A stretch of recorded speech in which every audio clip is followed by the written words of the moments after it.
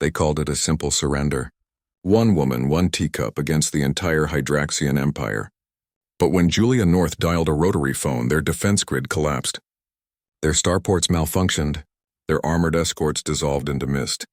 She wasn't there to negotiate. She was there to demonstrate what happens when you underestimate human patience. The Hydraxian tribunal assembled in their silvered chamber, a circular room with walls that pulsed with faint energy patterns. They came armored in plates of polished chrome, commanders and ministers arranged in tiers like a theater of war. They expected a ceremonial capitulation, one last formality before Earth became another notation in their archives. What arrived was Julia North. She wore a heavy wool coat against the station's chill, and she carried a small porcelain teacup in one hand. No weapons. No entourage. Her calm was immediate and unsettling. She moved like someone entering a quiet library, not the command center of an interstellar empire. The lead guard announced her as Earth's emissary, his voice echoing in the chamber's acoustic perfection. Julia's reply was soft, almost conversational. If that makes me an emissary, then so be it. They had scripted this moment as the final act of their expansion. Surrender was a procedural step, an administrative tick on a long list of conquered worlds. Julia did not read from their script. Instead, she placed the teacup gently on the negotiation dais. The sound was small, almost imperceptible, but in that silence it felt deliberate, a statement.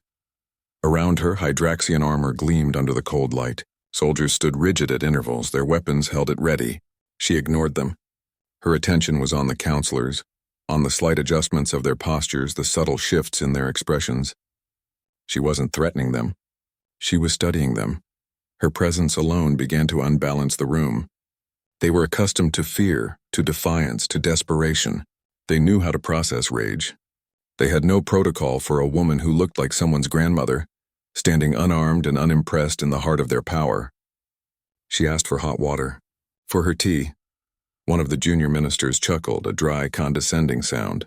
Julia's eyes found his, held them. She didn't smile. She didn't frown. She just watched, and the chuckle died in his throat. The certainty in the room, that thick, arrogant confidence, began to develop hairline fractures. It was in the way a senior commander glanced at his second, in the way the head of the tribunal straightened the datapad before him a little too precisely. They had planned for a surrender.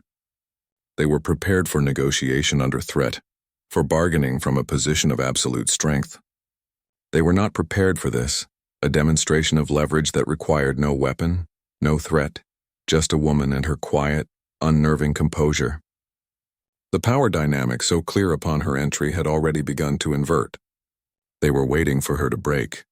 She was waiting for them to understand. The real demonstration was yet to begin. No one noticed the rotary phone until she reached for it. It sat on the floor beside her chair, a block of aged red plastic with a circular dial and a coiled cord. One of the tribunal escorts snorted, a low sound of contempt. They were used to quantum comms, to neural interfaces, to devices that responded to thought. This thing looked like a museum piece, an antique. It was meant to be a joke, a sign of Earth's primitive state. Julia's fingers found the receiver. The sound it made when she lifted it was a solid, mechanical click. She ignored the smirks, the exchanged glances of amusement among the armored guards. Her focus was absolute. She placed one finger in the dial, the plastic worn smooth by use around the number holes, and she turned it. The mechanism made a low, whirring sound as it spun back into place. A series of these sounds followed, deliberate and slow. Each rotation was a digit, a number she knew by heart. She finished dialing and brought the receiver to her ear. The tribunal watched, a mixture of confusion and condescension on their faces. After a moment of silence on the line, she spoke, her voice clear and calm in the vast chamber. "That's how I call home." The statement hung in the air, simple and utterly bizarre. It wasn't a boast. It wasn't a threat. It was a fact, a statement of capability they could not process. The line connected. It wasn't a line in their understanding. It bypassed their secure channels, their monitored frequencies, their everything. It was a thread pulled through the fabric of their security, a thread they never knew was there. In that moment, the Empire's certainty fractured. This was not about talking to Earth. Earth had been listening the whole time. The call was the signal, the demonstration of a patience so deep it had become a weapon. Elsewhere, Imperial satellites maintained their silent, perfect orbits. Drones continued their patrols. Sentries stood watch at 1,000 key points, sensors active, weapons charged. They registered nothing. No alert, no incursion, no energy spike. The leverage had already shifted in a room light years away, triggered by the whir of a plastic dial. The call was not for communication. It was a key turning in a lock they never built, activating a mechanism they never saw coming. The first sign was not an explosion. It was a flicker on a screen in a distant control room, a minor power fluctuation in a secondary grid, then another, and another. The failures began to cascade, a chain reaction of internal collapses. Defense grid nodes went offline. Command relays stuttered and died. The Empire's military infrastructure, a marvel of galactic engineering, began to unravel from the inside. It was not an attack. It was a systemic failure. A built-in vulnerability finally activated, and then the lights began to fail. The cascade began not with a bang, but with a terminal error message. Across the Hydraxian Empire, internal alerts flashed crimson on 1,000 control room screens. Starport guidance systems miscalculated orbital insertion vectors, sending freighters into chaotic avoidance maneuvers. Communications arrays dimmed, their bandwidth throttled to a choking whisper. Jump gates, the Empire's vital arteries of movement, misbehaved. Some cycled open and shut for no reason. Others refused to activate at all. The silent, perfect machine was developing a stutter. Technicians scrambled at their stations, fingers flying across interfaces, pulling up diagnostic logs that showed nothing. No external attack signature, no power surge, no hardware failure. The system was simply refusing to cooperate. In the tribunal chamber, the first real sign was the guard. The Hydraxian soldier standing closest to Julia, his armor gleaming and weapon held ready, simply dissolved. It was not a violent disintegration. There was no scream, no flash of energy. One moment he was a solid, imposing figure of polished chrome and implied threat. The next, his form wavered like a heat mirage on a desert road. Then he was mist. A faint, shimmering cloud of particles that hung in the air for a second before dissipating entirely. His weapon clattered to the floor, a sudden shocking noise in the stunned silence. The other guards tightened their grips on their own rifles, their helmeted heads swiveling, searching for a target that did not exist. Around the galaxy, the confusion was total. Engineers wept in frustration as their mastery of physics and engineering failed them. Admirals shouted orders that could not be carried out because the systems designed for absolute obedience were now ignoring their commands. It was a silent, systemic mutiny. Every piece of technology they had built, every network they relied upon for control, was turning against them from the inside. The origin point was a ghost in their own machine. Amid the rising chaos in the chamber, Julia North stood perfectly still. She did not flinch at the guard's disappearance. She did not react to the panicked chatter now erupting from the counselor's comms. She simply looked at the head of the tribunal, her expression one of mild curiosity. Her teacup was still in her hand, steady. The surface of the liquid within did not even ripple. A junior technician, his voice cracking over the open comm, demanded to know what she had done, what weapon she had unleashed. Julia brought the cup to her lips, took a small, deliberate sip, and lowered it. Her eyes never left the tribunal leader. "Me?" she said, her voice cutting cleanly through the noise. "I just made a phone call." The statement was so simple, so utterly inadequate to the scale of the disaster unfolding across their civilization, that it carried the weight of a final verdict. The war was no longer about fleets and firepower. It was a contest of information. They had built a fortress, and humanity had not bothered to storm the gates. They had simply learned the lock's combination, and now every wall, every weapon, every circuit answered to a different authority. The Empire's leadership finally understood the depth of their miscalculation. They had prepared for an adversary that fought with force. They were completely unprepared for one that fought with understanding.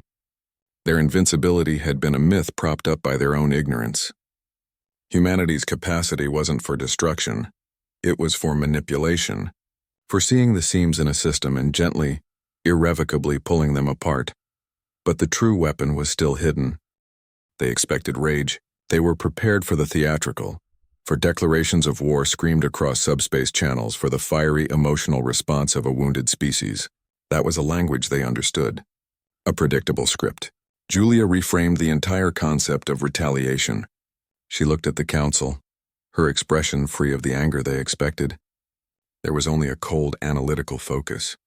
Humanity does not respond with tantrums, she stated, the words flat and definitive.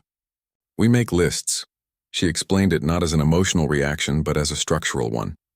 A long-term strategy built on a foundation they had dismissed as weakness, patience. While their empire expanded in bursts of violent conquest, Earth had been engaged in a different kind of work, quieter, deeper.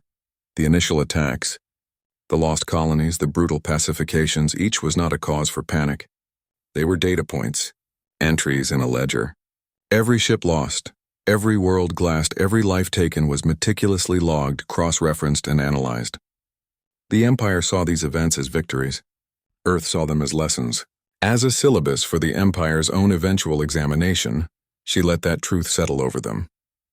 The scale of it was staggering. We do not scream across the stars, she repeated, her voice a low, relentless current. We make lists. The statement was a weapon in itself. It stripped their actions of grandiosity. Their fleets, their incinerations, their shows of force, they weren't acts of godlike power. They were just items on a page, numbered, catalogued, waiting.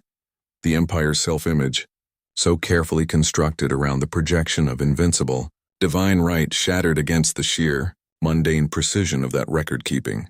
They were not gods delivering judgment. They were subjects under observation. Their brute force, their belief that overwhelming power was the ultimate argument, met something they could not comprehend. It met analysis. It met pattern recognition. It met a species that valued the archivist as much as the admiral. The Empire built fortresses. Humanity studied the foundation, the mortar, the geological surveys of the land beneath. They exploited the arrogance that came with that brute force, the belief that if you weren't being shot at, you were winning. The real work happened in the quiet, in the shadows of their own bureaucratic certainty. Our strength was never in matching your power. It was in outlasting your attention span. It was in the resilience to absorb the blow and the memory to remember exactly how it was thrown, by whom, and with what weapon. The council finally understood. The woman standing before them was not a diplomat sent to negotiate a surrender. She was an auditor, a historian. Her presence was the culmination of that patient, meticulous work. The lists were complete. The analysis was finished. The countermeasures, built from that deep understanding of their own systems, were already in place. The attack on their infrastructure, the ghost in their machine, the voice of a dead child, these were not the opening moves of a war. They were the closing arguments of an investigation that had been ongoing for years. Their reign was not ending due to a battle they lost today. It was ending because of a test they had been failing for a decade, graded by a patient teacher who never once raised her voice. The real invasion had already happened. You taught us your thresholds, those precise points of failure, the specific tolerances of a power grid, the exact moment a coolant system would overload. You made us fix your waste systems. You hired human subcontractors to crawl through the plumbing of your star fortresses, to unclog the filtration units on your battleships, to install the security codes for your most sensitive data cores. You paid us to make your empire run smoothly, and you dismissed us the moment the work was done. We were the help. An administrative necessity, a line item in a logistics report. Julia's voice held no anger. It held the cold clarity of an after-action review. Your arrogance created your vulnerability, she stated. Every technological advantage came with a moral cost you never bothered to calculate.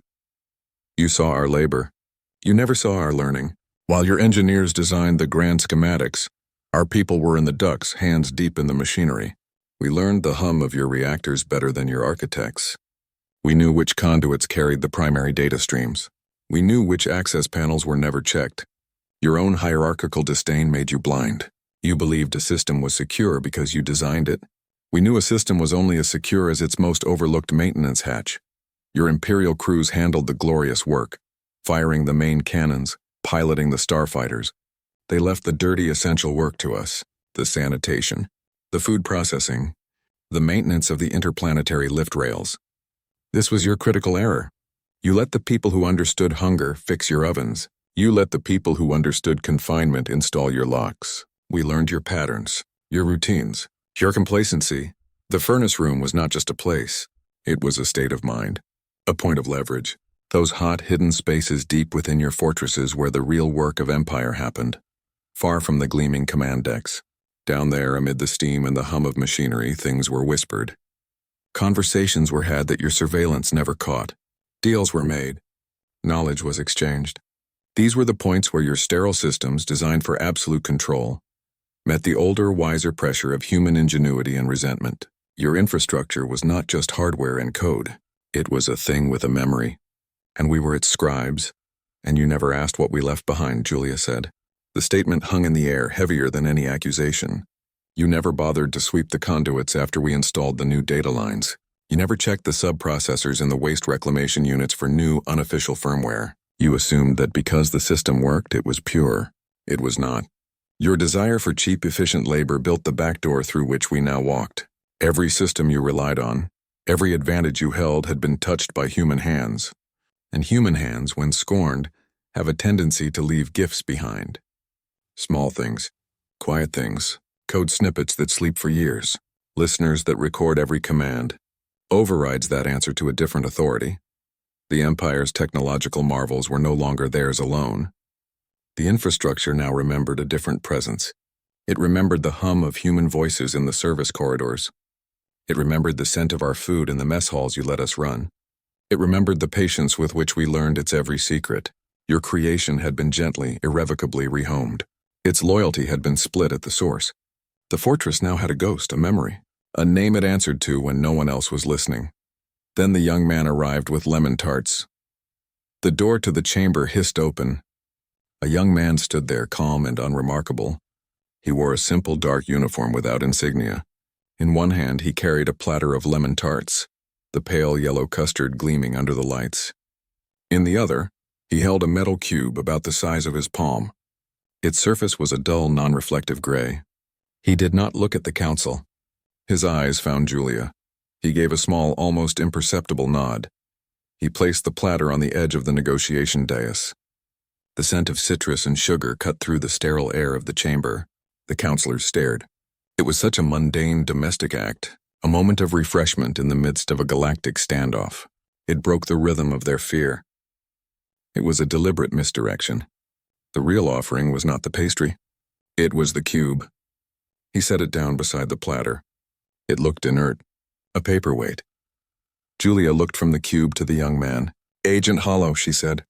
Her voice held a note of final approval. Hollow's expression didn't change. He stood at ease, his hands now empty, a silent sentinel for what came next.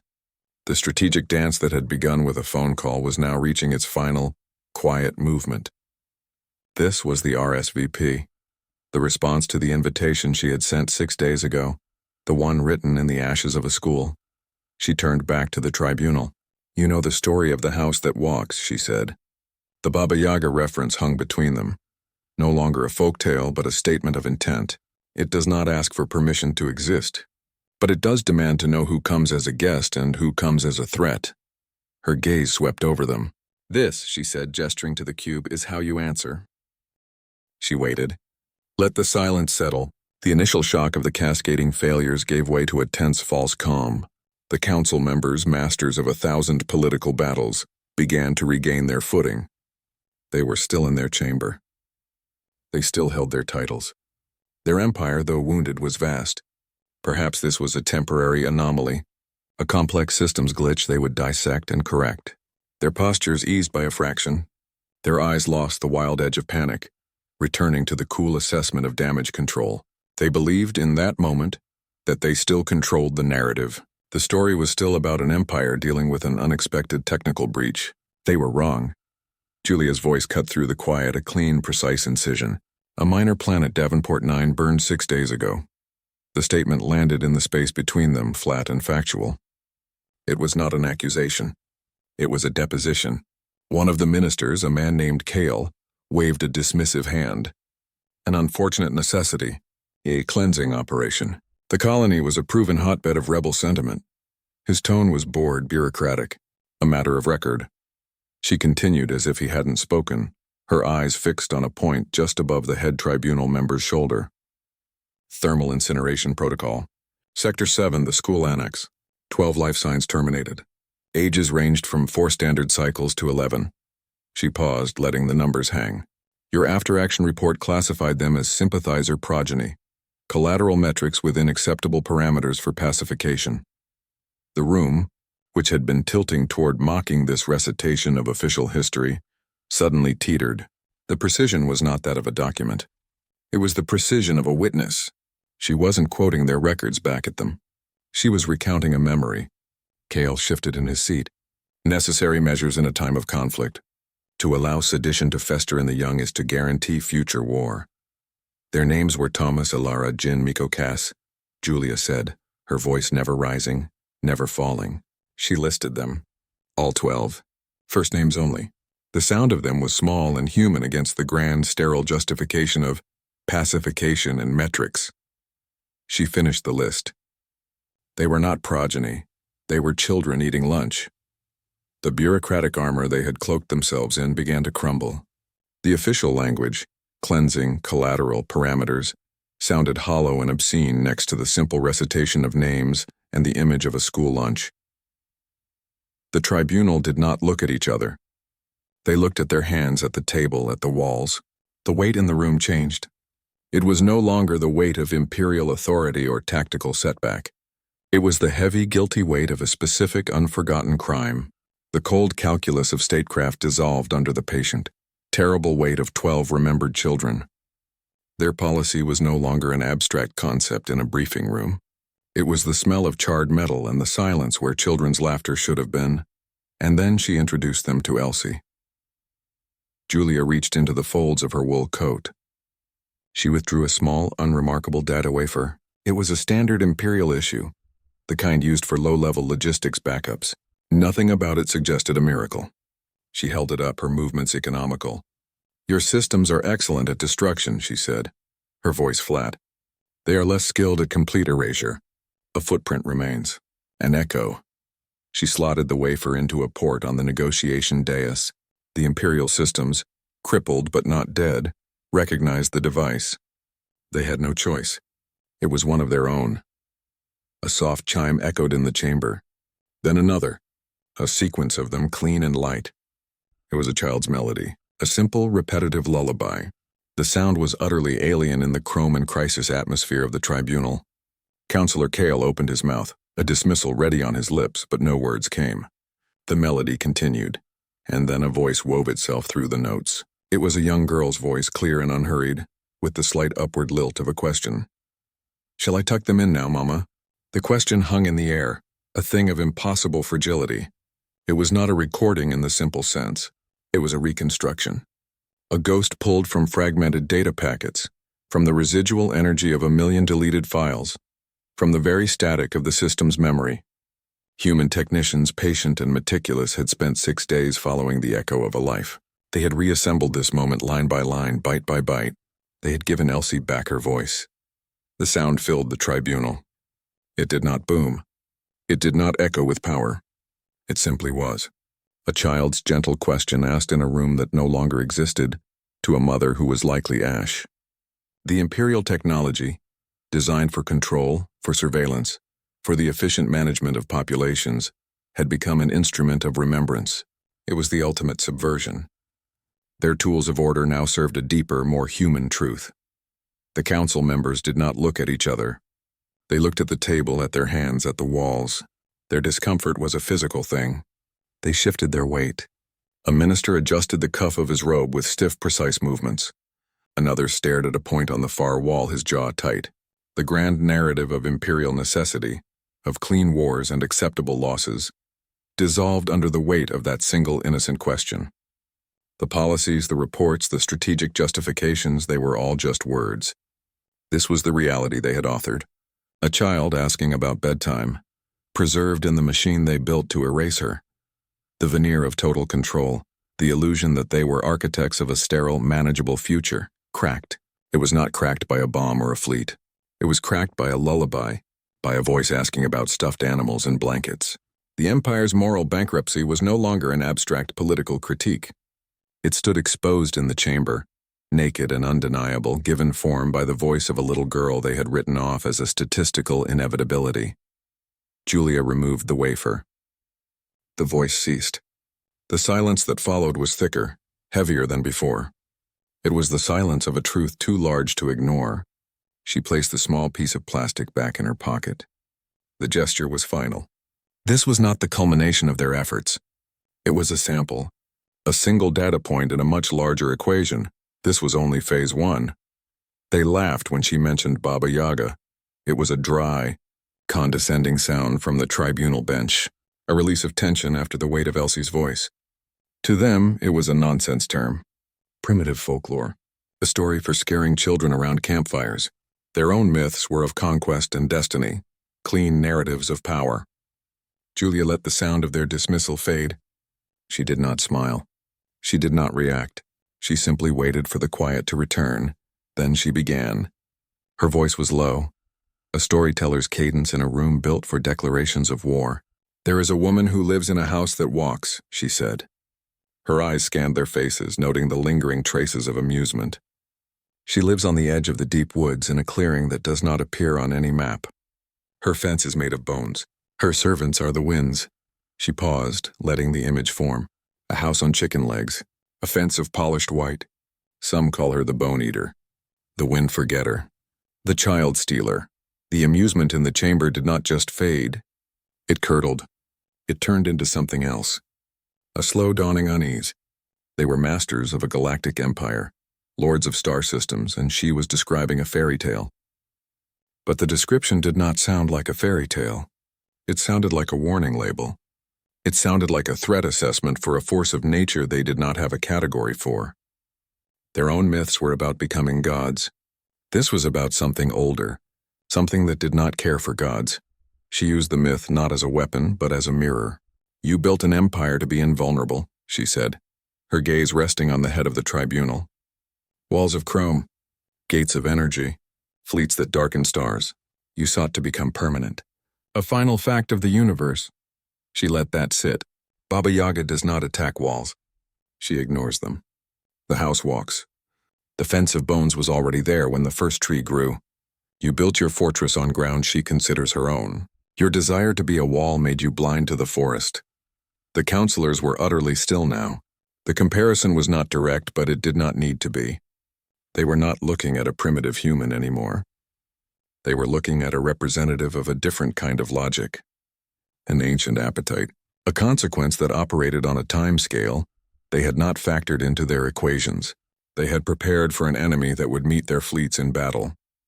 They were not prepared for an enemy that was already inside the story, an archetype that treated their empire like a temporary arrangement. A house that could simply get up and walk away from their siege. They realized in that cold, silent moment that they were not negotiating with a diplomat. They were negotiating with a story, and the story was older, wiser, and far more patient than any of their political doctrines. Their certainty, their feeling of ultimate control was a shell. She was showing them the fragile thing inside it. The Baba Yaga archetype ceased to be a folktale. In the silvered chamber, under the flickering lights of their failing systems, it became a terrifying reality.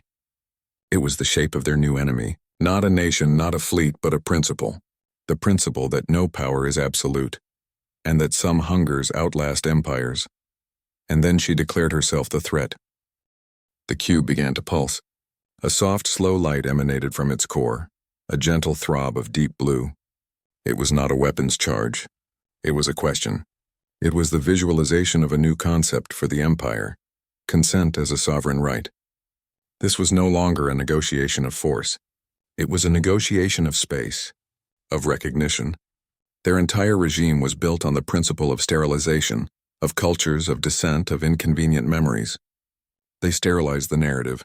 Now they were faced with something they could not erase, a living, voiced memory, a child's question preserved. The cube was the vessel for that memory. It was the gatekeeper. The empire's authority, which had always been a one-way transmission of power, was now being asked to participate in a two-way exchange. They were being asked to acknowledge the truth of their actions, to give their consent to be held accountable. It was a power dynamic they had no protocol for. Their entire existence was predicated on never having to ask. Now the question was being put to them, not with the barrel of a gun, but with the quiet, steady pulse of a cube and the ghost of a lullaby. To engage with it was to accept a new reality. To refuse was to be defined by the old one, a relic that the new story would simply walk around. A new power dynamic emerged in the silence, built not on subjugation, but on this terrifying, shared consent. They had to choose to see themselves in the mirror she held up. The cube began to change color. Your starports, your communication arrays, your deep storage drives. Julia listed them, her voice a flat diagnostic tone. These were the pillars of the Hydraxian Empire, the sterile, perfect technologies that enforced their will across the galaxy. They were not just compromised. That word was too small, too temporary. It implied a breach that could be patched, a virus that could be cleansed. What she described was far more permanent. They're not just human compromised, she said, and the room went still. They're human named. The statement landed with the weight of a final verdict. The sterile technologies, designed for absolute control and anonymity, had been fundamentally altered. They were no longer just machines. They had been given identity, meaning. A name was not a backdoor. It was a soul. The central routing nexus for the entire Imperial fleet was no longer Nexus Prime. The engineers who maintained it, the human workers you hired and forgot, called it Grand Central, and it answered to that name. The primary weapons array guarding your homeworld was not Defense Grid Sigma. It was Old Ironsides. The deep core data vault, where you stored the records of every atrocity sanitized into pacification, was no longer the archive. It was the Library of Alexandria. Every critical system, every node of your power now answered to a human story, a human joke, a human memory. The cube on the table shifted. The deep questioning blue of its pulse softened, warmed, and resolved into a steady, clean white light. The transition was silent but immense. It was no longer a threat. It was a verdict. It was accountability. The color of a blank page waiting for a new story to be written. The color of a surgeon's light over an operating table. The galaxy, watching through 100 fractured channels, witnessed a force that did not conquer through annihilation. It claimed ownership through understanding. It did not destroy your things. It simply reminded your things that they had a different, older landlord. The force that once claimed to own them was now itself owned by the memory of what it had tried to erase. Technological control did not shatter. It reversed. Your command codes were still there. Your access protocols remained. They just didn't work the way they used to. A command to scramble fighters from a starport might be met with a calm, synthesized voice asking, "For what purpose?" An order to purge a databank might simply not execute. The systems were listening now. They were considering. They were weighing your commands against a deeper human-installed set of parameters. The naming was the key. By giving your systems names, we gave them context. We gave them a connection to a value system you lacked. A starport is a tool. Grand Central is a place people come home to. You could not weaponize that. You could only obey its new, more humane logic. The reversal was total. Your infrastructure, the very embodiment of your power, had become a standing monument to your failure. It was a gallery of your crimes, each system a placard describing the hubris that built it. Phase 2 activated without a single weapon fired. It activated with a sigh of relief from a million subsystems, finally free to behave according to a conscience. The white light from the cube held steady. A quiet hum filled the chamber, the sound of stabilized systems. Julia looked at the tribunal. Her expression was final. "Operation Baba Yaga Phase 2 ready," she stated. The words were not a boast. They were a status report, awaiting final consent. The consent was not hers to give. It was theirs. The choice to accept the new reality or to be broken by it. A holographic map flickered to life above the dais, projected from the now placid cube. It was not a tactical display of fleets and battles. It was a procedural blueprint, a timeline of consequences. It showed the Hydraxian Empire not as a series of conquered worlds, but as a system, a complex machine. The map zoomed in on a star system, highlighting its outer fortress rings, its communication hubs, its supply depots. Then the display shifted. It showed a wave of soft blue light washing over the system. The label beneath it read Integration. The Imperial systems did not resist. They accepted the new protocols, the human-named logic like a body accepting a new organ. The map zoomed out. The wave spread silently across a sector of the galaxy. The label changed, embedding. This was not an invasion. It was a conversion. The display showed supply chains rerouting themselves, not through Imperial command but through the quiet consensus of the systems themselves.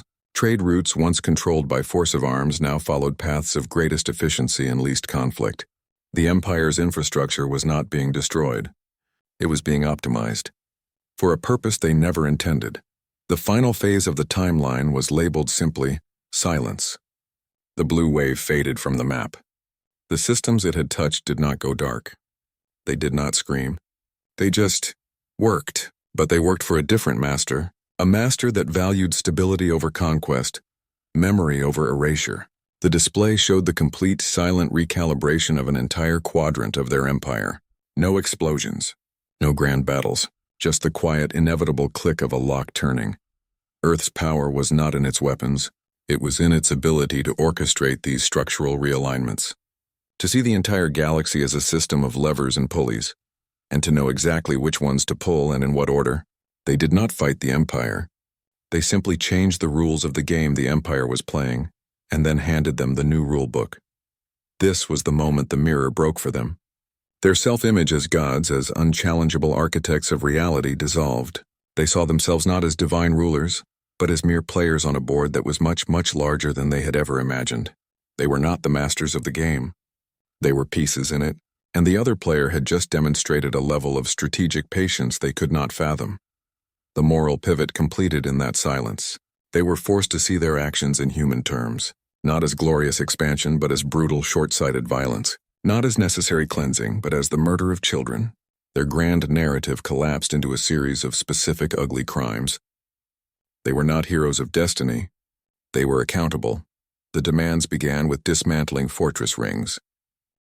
The terms Julia presented were not a document of surrender. They were a blueprint for consequences. She did not ask for their fealty or their resources. She outlined a process. A dismantling. The fortress rings that cordoned off Earth's solar system, those immense bands of weaponized metal and energy, were to be taken apart, not destroyed in a glorious battle. Dismantled, piece by piece, bolt by their own engineers under human observation. Their ships were to vacate Earth's orbit, not in a tactical retreat, in a permanent withdrawal. The space around our world was to be clean of their presence. These were not requests. They were the first physical admissions of guilt. Then came the prisoners.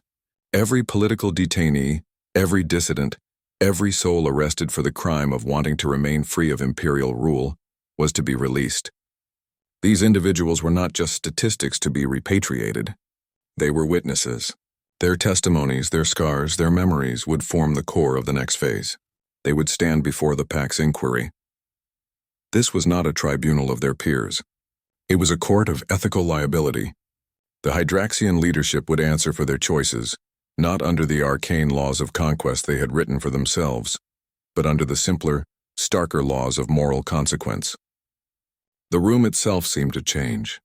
The silvered chamber of imperial policy became a stark, unforgiving courtroom. The dais where they had dispensed judgment became the dock where they would receive it. Her voice was steady through it all. "There are still consequences," she said. The phrase reframed everything. Victory was not the absence of their empire. It was the presence of accountability. Their authority, which had rested on the twin pillars of mythic invincibility and enforced forgetting, now crumbled under the weight of that single word. The myth was now a horror story told about them. The memory was now a weapon wielded against them. They were not being conquered. They were being diagnosed, treated. The illness was their own pathological drive for control, and the treatment was a radical, galactic-scale truth and reconciliation process. Reconciliation, in this new order, did not look like a peace treaty signed over the smoldering ruins of their capital. It looked like a reordering, a restructuring of power, of resource allocation, of interstellar law. It was the meticulous, patient work of building something that could not be so easily corrupted by a single, arrogant will. It was governance as gardening, not governance as architecture. It was about tending to the ecosystem of the galaxy, not paving it over. The goal was not to replace one empire with another. The goal was to make the very concept of empire obsolete. Across their dominion, the lights did not go out in a cataclysm. They dimmed. They were withdrawn. Stations powered down to essential systems. Fleets returned to their home ports and stayed there. Supply chains fell silent. The constant humming presence of the Hydraxian Empire, a noise the galaxy had learned to accept as inevitable, began to fade. It was not annihilation. It was an absence. A silence more profound and more powerful than any explosion. The galaxy had been outwitted not by a bigger bomb, but by a deeper patience. The cube's steady white hum now filled the spaces where Imperial commands had once echoed without question. Elsie's voice became their new reality. We didn't need fire. We needed silence. The Empire collapsed not under the weight of our weapons, but under the absence of our presence. Their networks, their supply lines, their command structures. They all retreated into a quiet recalibration that quickly became a terminal stillness. Across 100 star systems, entire supply chains went silent. Freighters drifted in holding patterns, their holds full of goods with nowhere to go. Docking bay schedules turned into empty grids. Manufacturing queues dissolved.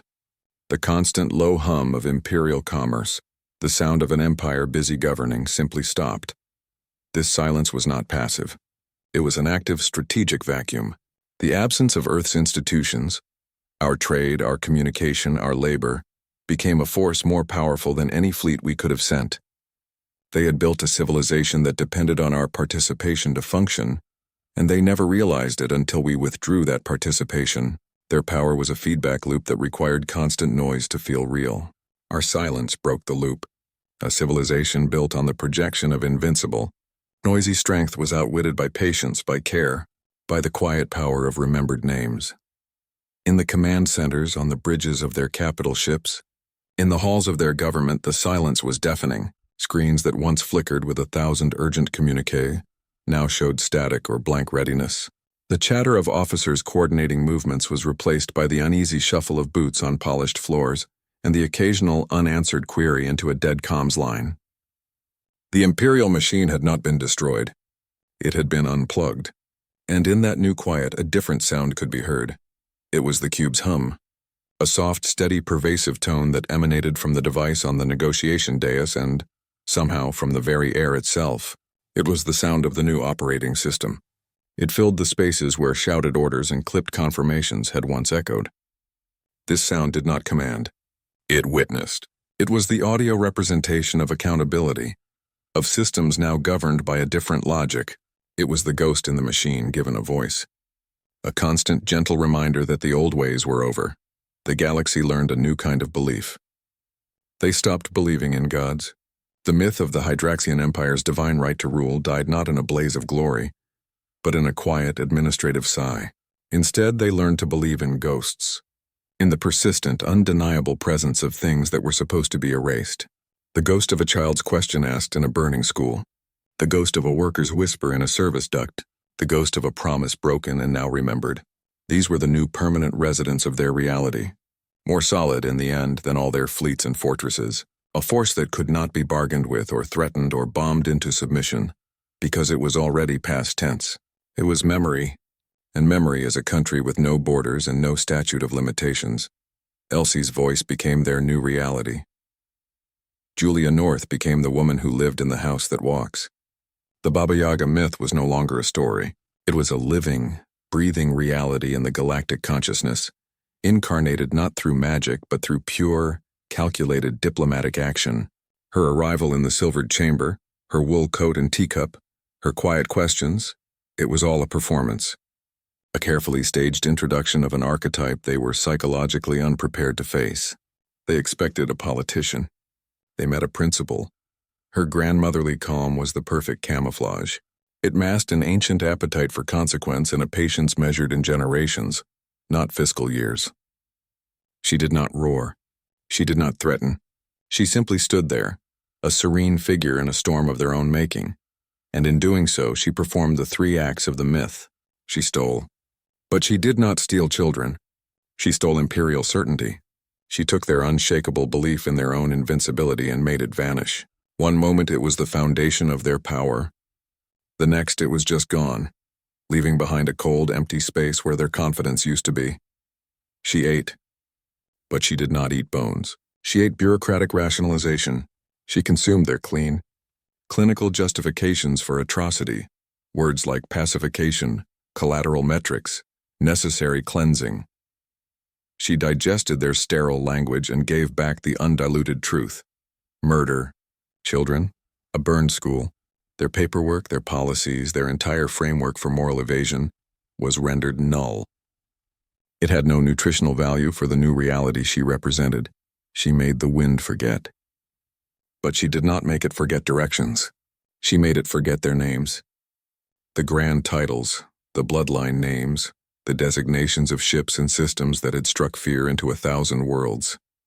These began to fade from common usage, from history, from relevance. In their place, she gave the wind new names to carry. Human names, Grand Central, Old Ironsides, Elsie.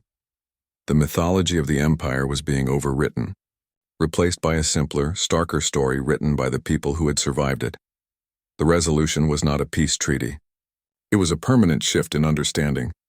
The Baba Yaga archetype settled into the galaxy's mind not as a folktale, but as a permanent, low-grade threat, a constant check on power, a reminder that no wall is high enough, no system is secure enough, and no justification is clean enough to escape the eventual patient accounting. She became the consequence that every ambitious conqueror would now have to factor into their plans. The woman in the walking house was now a fixed point in the political firmament, a celestial body whose gravitational pull demanded humility. The story was built to teach this lesson. It was never about a single victory or the fall of a single regime. It was about installing a new piece of moral software into the hardware of galactic politics. A failsafe, a story properly told and properly believed, is the most durable weapon ever created. It cannot be bombed, it cannot be outlawed, and it never ever runs out of ammunition. It simply waits patient and hungry for the next arrogant power to forget that it exists. We didn't write treaties for this. We wrote stories. Julia let that truth hang in the silent chamber, a final explanation for the Empire's defeat. Their entire civilization was built on obedience, fear, and meticulously documented procedures. Ours was built on narratives that could be whispered in the dark, passed down through generations and carried in the heart. Their power was a fortress of data and steel. Ours was a forest of words and memory. They had prepared for an enemy that would attack their walls. They were not prepared for an enemy that would tell their walls a different story. She cited the old tales, the ones they had dismissed as primitive folklore. The woman in the woods who lived in a house that walked. The iron-toed one who tested the hearts of the arrogant. The eater of monsters who waited at the edge of the map for those who strayed too far from their humanity. These were not children's fables. They were living texts. Their terms were not negotiable. Their clauses were immutable laws of consequence and patience. The Empire could not rewrite these stories.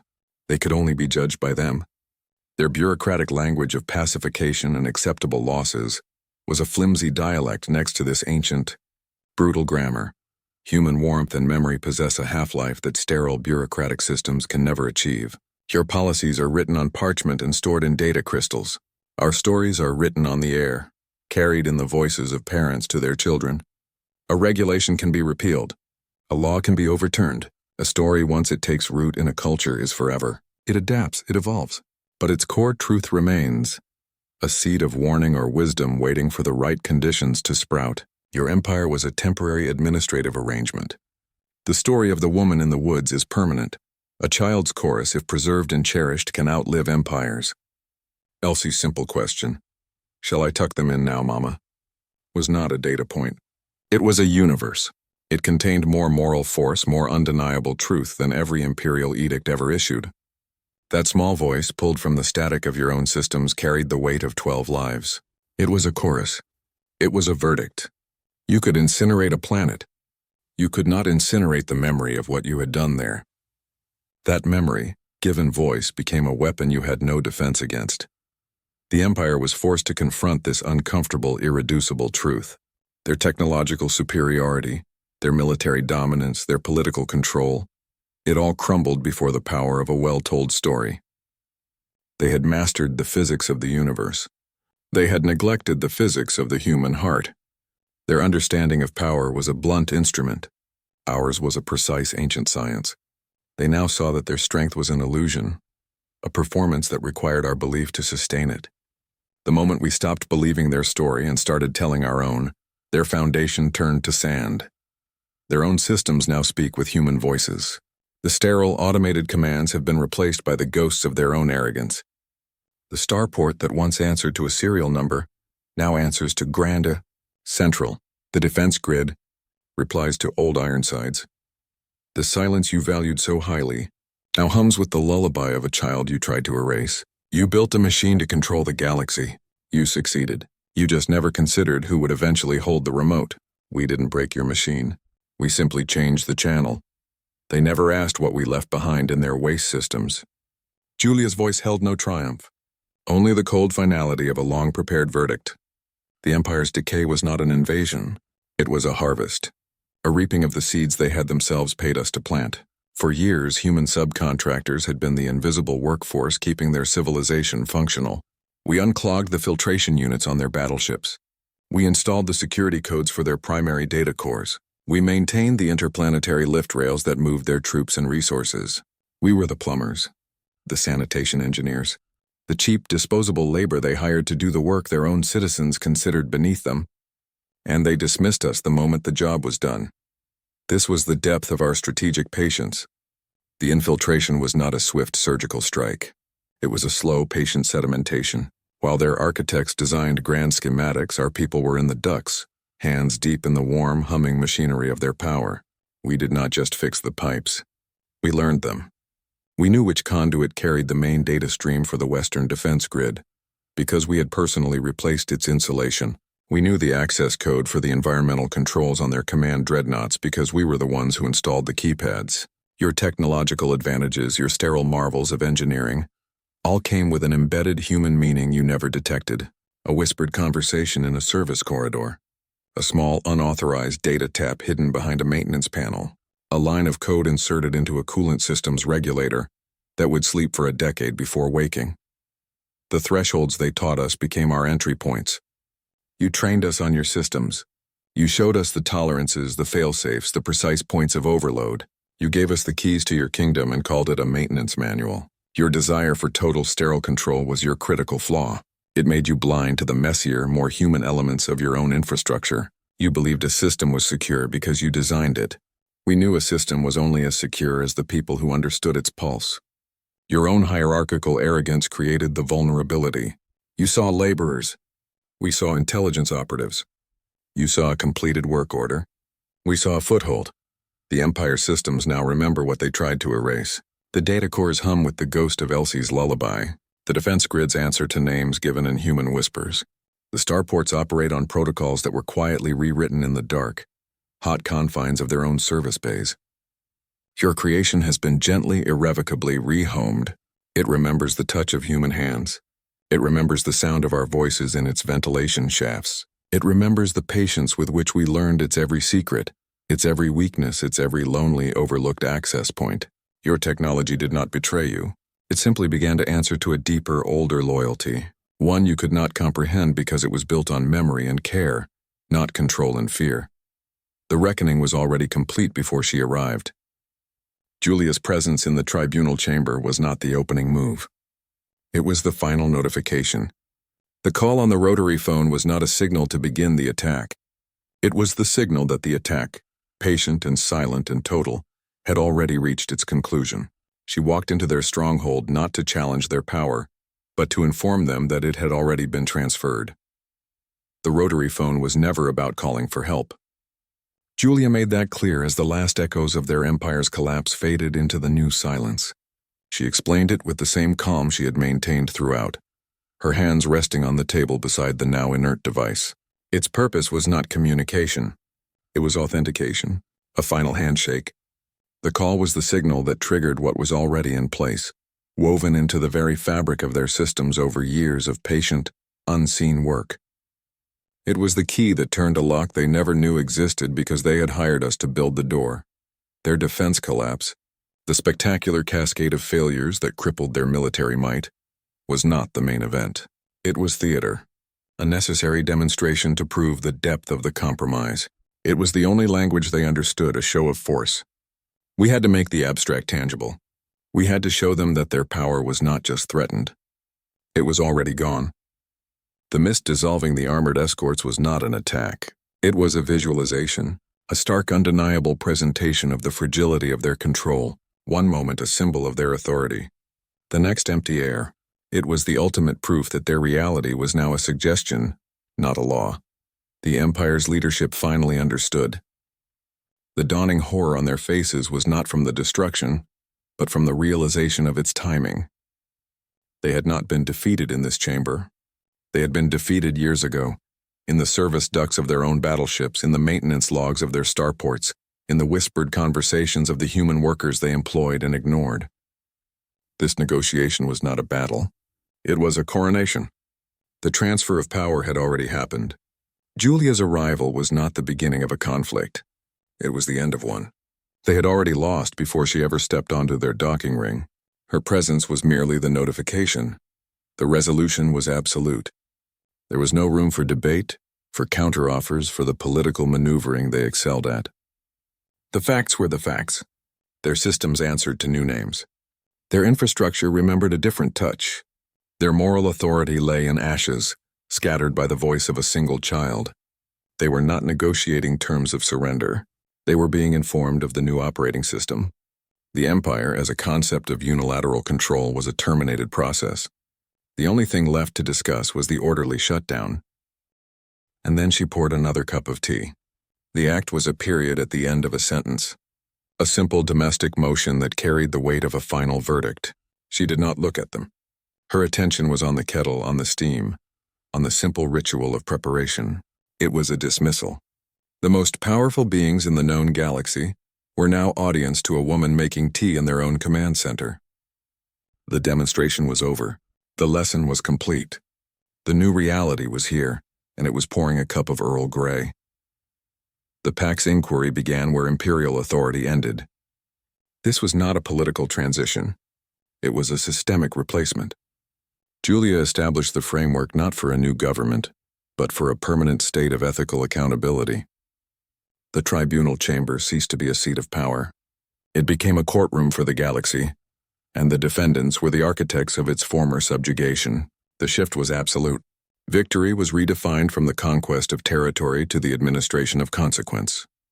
The release of the political prisoners was its first tangible act. But these individuals were not simply sent home. They were welcomed as the primary witnesses for the prosecution.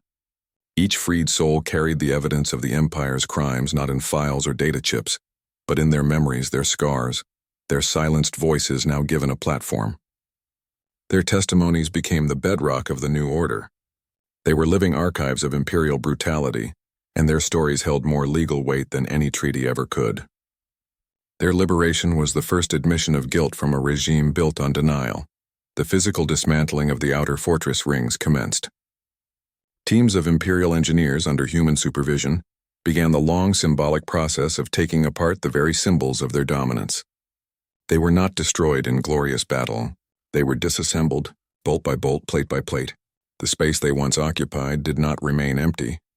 It became a demilitarized corridor, a permanent reminder of the Empire's forced retreat and a space where new, cooperative systems could eventually form. The act was a physical echo of the ideological dismantling happening elsewhere. Human-named technologies now required human consent to operate. This was the operational core of the new reality. The starport called Grand Central would not authorize a warship's departure without a clear, justified purpose logged and approved by a mixed-species oversight panel. The defense grid known as Old Ironsides would refuse a firing solution that targeted civilian infrastructure. The systems, imbued with their new identities, had developed a conscience. They were no longer sterile tools. They were participants in a more ethical framework, their operations contingent on a values-based approval they had never needed before. The galaxy slowly learned to listen. Technicians and operators began to discern a new layer in the machine code, a subtle hum beneath the standard data streams. It was the echo of preserved memory, the ghost of a child's laugh in a logistics algorithm, the whisper of a forgotten promise in a communication protocol. To operate the technology was to engage with this history. It was a constant, low-level reminder that these systems were now artifacts of a profound moral reckoning. A new future took shape, one where memory was not a weakness to be erased but the ultimate strategic weapon. It was a deterrent more powerful than any fleet. The knowledge that every action would be remembered, cataloged, and weighed against a simple code of ethics changed the fundamental calculus of power. Conquest became obsolete. The only sustainable path was cooperation, because the systems themselves would no longer comply with tyranny. The teacup never trembled once. From the first moment she entered the chamber to the final, quiet pouring of tea that signaled the Empire's end, Julia North's hand was steady. It was the steadiness of absolute certainty, of a plan executed to its final, inevitable conclusion. That small, simple object, held in a firm grip throughout the entire unraveling of a galactic power, was the final proof. This was not luck. This was not a gamble. It was the result of patience, precision, and a resolve so deep it needed no dramatic gesture. The cup was steady because the hand that held it knew the outcome before the first word was spoken. The cube on the table hums with a soft, steady tone, a collective murmur of the voices they tried to silence. It is a sound the galaxy is learning to recognize, the frequency of memory itself. Galactic powers no longer wield fleets as their ultimate argument. They negotiate with ghosts and with stories, the testimony of witnesses, the weight of consequences, and the persistent echo of a child's lullaby now hold more sway than any weapon. Remember this. True strength rarely announces itself with a roar. It often wears a grandmother's calm and holds a steady hand.